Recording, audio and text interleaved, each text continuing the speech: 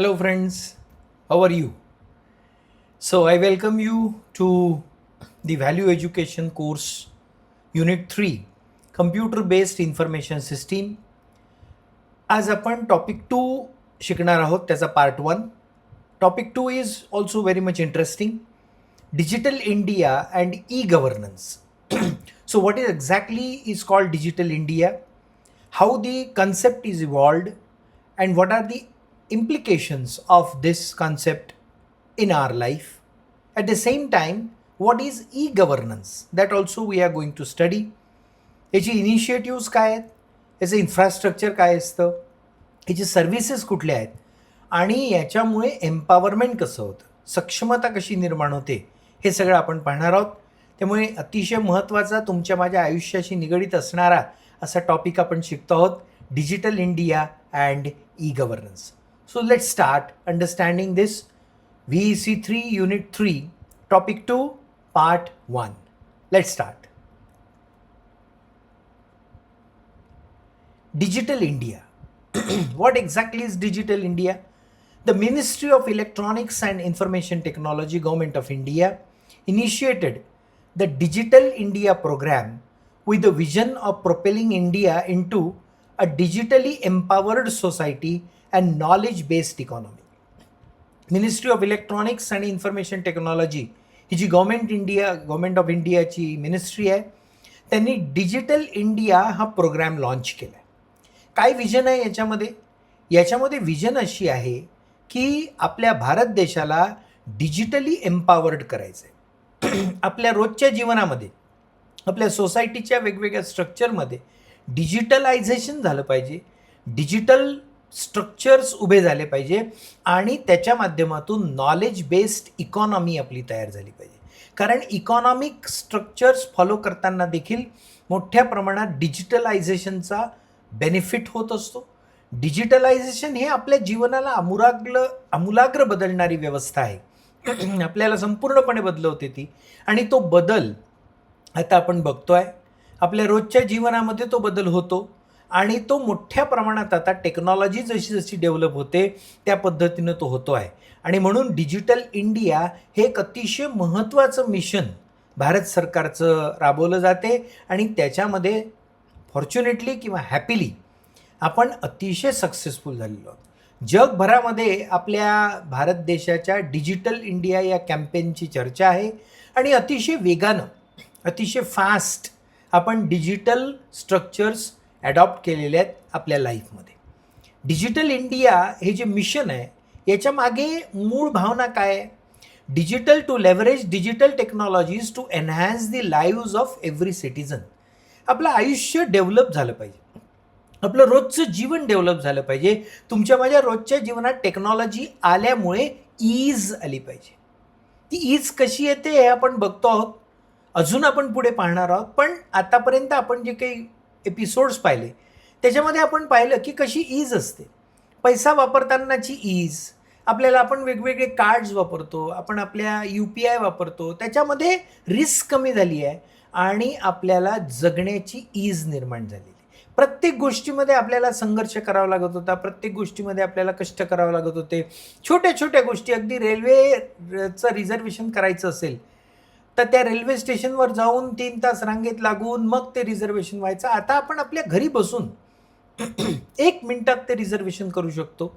इतकं ईज, इतकी सोय आपल्याला या डिजिटल टेक्नॉलॉजीमुळे झालेली आहे. आणि म्हणून या डिजिटल इंडिया या मिशनचं टार्गेटच हे आहे की आपल्या देशाच्या सिटिझन्सचं लाईफ एनहॅन्स करायचं. लाईफ एनहॅन्स करायचं म्हणजे लाईफचं स्ट्रक्चर एनहॅन्स करायचं. Boost India's digital economy. Digital economy जी आहे, जी नेट बँकिंग, कार्ड्स, UPI अशा वेगवेगळ्या मोड्समध्ये, आपण ते सगळे मोड पाहिले, त्या सगळ्या मोड्समध्ये ती राबवली जाते. त्याच्यामध्ये ही डिजिटल इकॉनॉमी स्ट्रॉंग बनवायची. फॉस्टर इन्व्हेस्टमेंट आपल्या देशामध्ये वाढली पाहिजे. कारण जसजसं आपण डिजिटल टेक्नॉलॉजी अडॉप्ट करू तसे प्रगत देशाच्या ज्या कंपनीज आहेत त्या आपल्या देशामध्ये यायला लागतील. आणि अजून महत्त्वाचं म्हणजे एम्प्लॉयमेंट ऑपॉर्च्युनिटीज, आपल्याला रोजगाराच्या संधी प्राप्त होतात त्याच्यामुळे.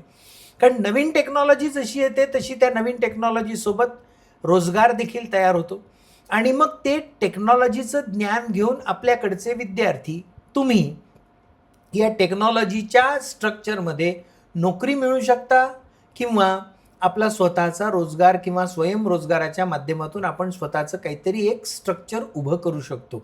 अशा अनेक ऑपॉर्च्युनिटीज, अशा अनेक संधी या डिजिटल इंडियाच्या मिशन मोडवर घेतल्या गेलेल्या प्रोग्रॅममुळे आपल्या देशामध्ये अवेलेबल होतात and enhance country's global digital power.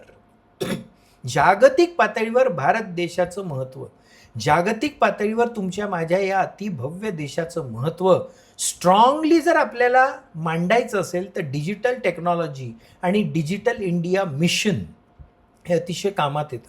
कारण या डिजिटल टेक्नॉलॉजीच्या ॲडॉप्शनमुळे आपल्या देशाचे विचार अन्य देशांपर्यंत पोचू शकतात. आपल्या देशाची ज्ञानसंपदा ही अन्य देशापर्यंत पोचू शकते. आपल्या देशाचं नॉलेज हे अन्य देशापर्यंत जाऊ शकते. आणि आता टेक्नॉलॉजीमुळे जसं मी मागच्या एपिसोडमध्ये आपल्याला सांगितलं आहे, आपण चर्चा केली आहे की या डिजिटल टेक्नॉलॉजीमुळे देशाच्या बाउंड्रीज राहिल्याच नाही आता. आणि त्यामुळे त्या बाउंड्रीज दूर पडल्यामुळे आता exchange of thought, exchange of knowledge, sharing of knowledge and development of the nation has become a very easy path. सोपं झालं ते. आणि म्हणून या डिजिटल इंडिया या प्रोग्रॅमच्या माध्यमातून, या मिशनच्या माध्यमातून आपल्या देशाचं डिजिटल पॉवर, आपल्या देशाची डिजिटल पॉवर वाढवण्याच्या दृष्टीने प्रयत्न केला जातो आणि तो अतिशय मोठ्या प्रमाणात सक्सेसफुल आपल्या देशामध्ये राहिलेला आहे. 3 पिलर्स या डिजिटल इंडियाचे आहेत, ज्यामध्ये आपण जर काळजीपूर्वक अभ्यास केला आणि विचार केला तर गेल्या 10 वर्षामध्ये हे 3 पिलर्स मोठ्या प्रमाणात उभे करण्यात आले. कोणते 3 पिलर्स आहेत ते? एक आहे digital infrastructure fundamental utility. Digital structure जर उभारायचं असेल तर आपल्याला डिजिटल इन्फ्रास्ट्रक्चर लागतं. डिजिटली जर आपल्याला एम्पावर व्हायचं असेल तर डिजिटल इन्फ्रास्ट्रक्चर लागतं. मग टॉवर्स लागतात, मग इंटरनेट लागतं, इंटरनेटसाठी लागणाऱ्या सगळ्या व्यवस्था लागतात, कम्प्युटर्स लागतात. हे सगळे IT शी रिलेटेड असणारे डिजिटल इन्फ्रास्ट्रक्चर जे आहे ही फंडामेंटल युटिलिटी आहे, ती पहिले पाहिजे. कारण दूरदूरच्या गावांपर्यंत जर आपल्याला UPI पोचवायचं असेल, दूरदूरच्या गावापर्यंत जर आपल्याला इंटरनेट पोचवायचं असेल आणि मग त्या इंटरनेटच्या माध्यमातून ज्या सगळ्या सुखसोयी, सुविधा या सगळ्या जर लोकांपर्यंत पोचवायच्या असतील तर आपल्याला ही डिजिटल इन्फ्रास्ट्रक्चरची फंडामेंटल युटिलिटी साध्य करावी लागते. ती आपल्या देशामध्ये गेल्या 10 वर्षात फार मोठ्या प्रमाणात करण्यात आली. दूरदूरच्या अगदी ज्या ठिकाणी आपण पोचू शकत नाही अशा ठिकाणी देखील आता टॉवर्स उभे झाले, इंटरनेट पोचलं आणि लोक त्याचा आता वापर करत आहेत. त्यामुळे हा एक पहिला पिलर आहे. दुसरा आहे governance and service on demand. एकंदर देशाचं जे सगळंचं सगळं व्यवस्था चालते, पूर्ण सरकारी व्यवस्था, गव्हर्नन्स ज्याला म्हणतात, या गव्हर्नन्समध्ये देखील डिजिटल प्लॅटफॉर्म्स अवेलेबल करून लोकांसाठी त्या सगळ्या सुखसोयी, सुविधा निर्माण करून देणे हा देखील एक महत्त्वाचा भाग आहे, जो मोठ्या प्रमाणात ॲडॉप्ट करण्यात आला. आणि शेवटचं डिजिटल एम्पॉवरमेंट ऑफ सिटीझन. फक्त व्यवस्था नाही तर देशामध्ये असणाऱ्या प्रत्येक माणसाचं देखील एम्पॉवरमेंट करायचं. त्याला डिजिटल प्लॅटफॉर्म्स वापरता आले पाहिजे, त्याला त्याचा ईज असला पाहिजे, ते युजर फ्रेंडली असले पाहिजे आणि ते त्यांनी पॉवरफुली वापरले पाहिजे. अशा पद्धतीचं ओरिएंटेशन, अशा पद्धतीची माहिती, अशा पद्धतीचं एक साक्षरता निर्माण करणे, डिजिटल साक्षरता निर्माण करण्याचे मिशन मोडवर असणारे कार्यक्रम, हे सगळंचं सगळं आपल्या देशामध्ये गेल्या काही वर्षांमध्ये फार पॉवरफुली केलं जाते आहे. आणि त्याचाच परिणाम आपल्याला आज दिसतो की आपण सगळेजणं डिजिटली एम्पॉवर झाल्यासारखे आहोत. आपल्यापैकी सगळेजणं सोशल मीडिया वापरतात, आपल्यापैकी सगळेजणं UPI वापरतात जवळपास. आणि प्रत्येकाला आता त्याचं महत्त्व कळलेलं आहे, प्रत्येकाला त्याचा आता ईज आलेला आहे आणि त्या ईजमुळे मोठा परिणाम आपल्याला लाभतो, मोठा फायदा आपल्याला त्याच्यामुळे व्हायला लागलेला आहे. नेक्स्ट आपल्याला जर बघायचं असेल तर व्हॉट इज ई गव्हर्नन्स. एक महत्त्वाचा पार्ट आहे, कारण हा त्या पिलरमधला एक भाग आहे की हा ई गव्हर्नन्स म्हणजे काय, की ज्याचा फायदा डायरेक्ट आपल्या देशातल्या नागरिकांना होतो. As technology continues to integrate with government operations, Its role in enhancing security and providing integrated services has become increasingly sufficient. Technology develop होत असल्यामुळे गव्हर्नमेंटच्या सगळ्या स्ट्रक्चरमध्ये आता या ऑपरेशन्स जे आहेत गव्हर्नमेंटचे जे कामं चालतात शासनाचे वेगवेगळ्या पद्धतीचे कामं असतात त्या सगळ्या कामांमध्ये सिक्युरिटी इन्हान्स करणे आणि इंटिग्रेटेड सर्व्हिसेस प्रोव्हाइड करणे हा एक अतिशय महत्त्वाचा भाग सफिशियंटली डेव्हलप करण्यात आलेला आहे. आणि त्यामुळे तुम्ही बघा शासनाच्या अनेक योजना, शासनाच्या अनेक व्यवस्था या आपल्याला अतिशय सोप्या पद्धतीने आता उपलब्ध झालेल्या आहेत. A key component of this initiative is e governance which combines advance technology with skilled personnel to deliver front end services. सामान्य माणसाला ज्या सर्व्हिसेस शासनाकडून हव्या असतात, मग माझ्या जन्माचा दाखला हवा असतो, कोणाचा मृत्यू झाला तर त्या मृत्यूचा दाखला हवा असतो, मला माझे सर्टिफिकेट्स हवे असतात, मला माझ्या जमिनीचा कागद हवा असतो, अशा अनेक गोष्टी गव्हर्नमेंटकडून आपल्याला हव्या असतात. इलेक्ट्रिसिटीचं बिल मला हवं असतं, नळाचं बिल मला हवं असतं, ते बिल भरण्याची व्यवस्था मला सोपी पाहिजे, इलेक्ट्रिकचं बिल भरण्याची व्यवस्था मला सोपी पाहिजे, मला रिझर्वेशन काउंटरवर जाण्याची गरज पडायला नको, मला रेल्वेत बसल्यानंतर माझी रेल्वे कुठे आहे हे कळलं पाहिजे, मी रेल्वेत बसलो नसेल तर मला घ्यायला येणारा जो माणूस आहे त्याला कुठेतरी कळलं पाहिजे की रेल्वे कधी येते आहे. अशा सगळ्या अनेक गोष्टी टीचिंग असो, एज्युकेशन असो, प्रत्येक सेक्टरमध्ये हे सगळंचं सगळं इंटिग्रेट केलं जातं आहे ज्या गव्हर्नमेंटच्या एजन्सीज आहेत सगळ्या. आणि त्यामुळे प्रत्येक माणसाला फ्रंट एंड सर्व्हिस म्हणजे त्याला थेट डायरेक्ट सर्व्हिस जी लागते, ज्या सर्व्हिससाठी त्याला वेळ लागायचा, ज्या सर्व्हिससाठी त्याला कष्ट घ्यावं लागायचे, ज्या सर्व्हिससाठी त्याला एक विशिष्ट वेळेमध्येच जावं लागायचं, ते सर्व दूर करून आता प्रत्येकाला अतिशय सोप्या पद्धतीनं आपल्या घरी बसून हे सगळंचं सगळं उपलब्ध होईल अशा पद्धतीचा ई गव्हर्नन्स आता सगळीकडे आपल्या देशामध्ये राबवला जातो आहे आणि तो प्रचंड सक्सेसफुल होतो आहे.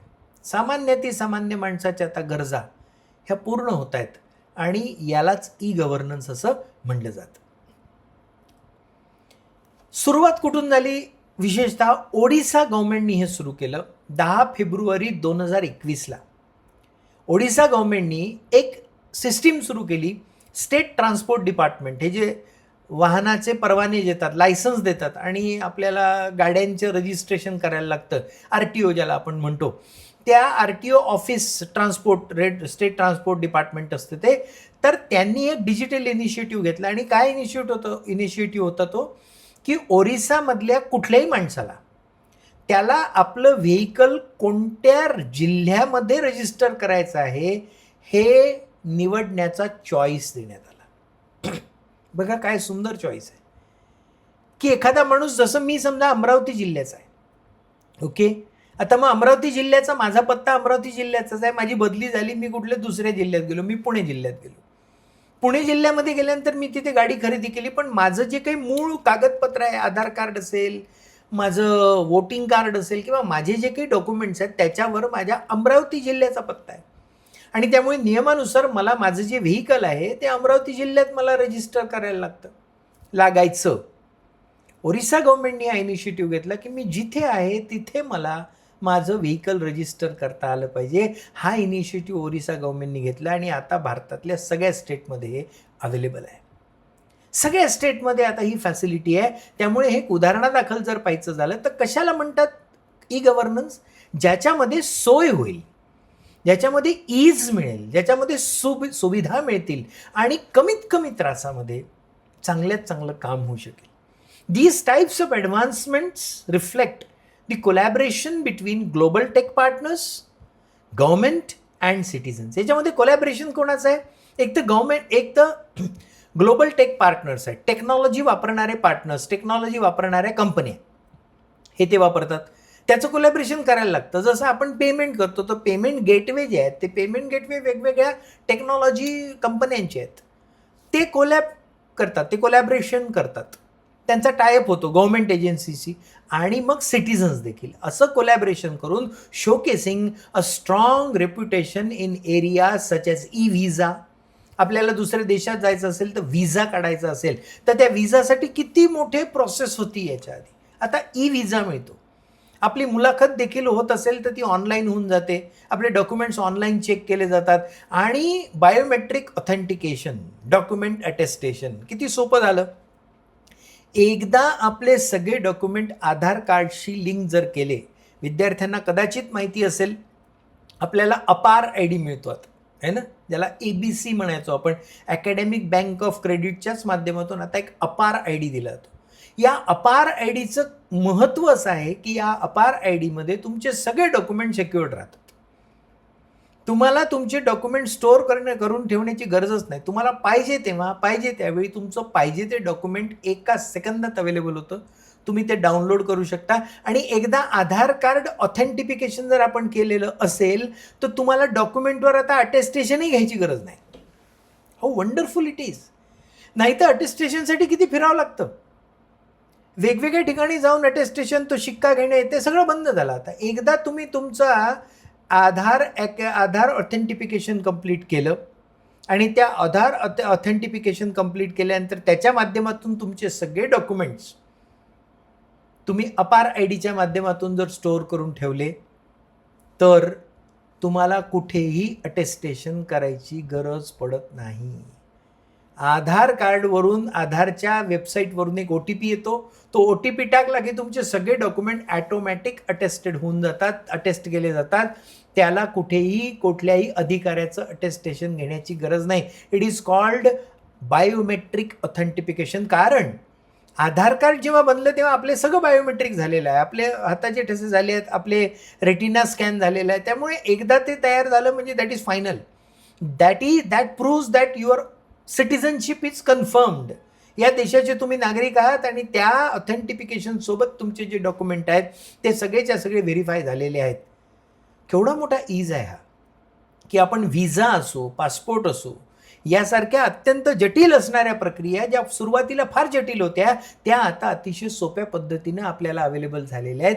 आणि हा गव्हर्नन्सचा फार मोठा फायदा आहे. गव्हर्नन्सबद्दल आपण अजून पाहणार आहोत पुढच्या एपिसोडमध्ये. पण ही बेसिक आयडिया आहे की गव्हर्नन्स हा किती कामाचा असतो आणि म्हणून डिजिटल इंडिया उपयोगाचा आहे. डिजिटल इंडियाचं मिशन भारत सरकारने सुरू कशासाठी केलेलं आहे तर ते हे गव्हर्नन्स स्टॅबिलाइज करण्यासाठी, गव्हर्नन्स प्रोपोगेट करण्यासाठी. आणि म्हणून डिजिटल इंडिया हा एक अतिशय महत्त्वाचं मिशन गेल्या 10 वर्षामध्ये आपल्या देशामध्ये फार गाजते आहे आणि सक्सेसफुल राहिलेलं आहे. त्यामुळे गव्हर्नन्स वेगवेगळ्या प्रकारे आपण यशस्वी करू शकलो आणि तुमच्या माझ्या जीवनामध्ये अतिशय जास्त ईज याच्यामुळे आलेलं आहे. असं हे गव्हर्नन्सचं स्ट्रक्चर आहे. याच्याबद्दलचे आणखी डिटेल्स आपण नेक्स्ट एपिसोडमध्ये पाहणार आहोत. जे काही आपण आज पाहिलं त्याच्यामध्ये आपण डिजिटल इंडिया मिशन कशा पद्धतीने ते उपयोगाचं आहे आणि गव्हर्नन्ससाठी ते कसं कामाचं आहे हे आपण पाहिलं. गव्हर्नन्सचे स्ट्रक्चर्स कुठले आहेत हे आपण आता येत्या एपिसोडमध्ये पाहणार आहोत. तो आपला पार्ट 2 आहे, टॉपिक 2चा, digital India in governance part 2 आपण पुढच्या एपिसोडमध्ये पाहणार आहोत. तोपर्यंत माझं यूट्यूब चॅनल आहे, ज्या चॅनलच्या माध्यमातून तुम्ही हे व्हिडिओ सगळे पाहतात, त्याला सबस्क्राईब करा, लाईक करा, शेअर करा आणि व्हॉट्सॲपची एक कम्युनिटी आपण बनवलेली आहे, त्या कम्युनिटी लिंकला जॉईन करा. सगळ्या सोशल मीडिया प्लॅटफॉर्मवर मी अवेलेबल आहे, तिथे आपण भेटू शकतो. तुमच्या मनातले काही प्रश्न असतील तर ते तुम्ही विचारू शकता. याच्यासोबत व्हॉट्सॲप लिंक जी कम्युनिटीची दिलेली आहे ती या ठिकाणी लिहिलेली आहे, VEC2/COMMU2. याला सर्च करा आणि याला जॉईन करून ठेवा, जेणेकरून हे सगळे व्हिडिओ त्याच्यामध्ये तुम्हाला अवेलेबल होतील.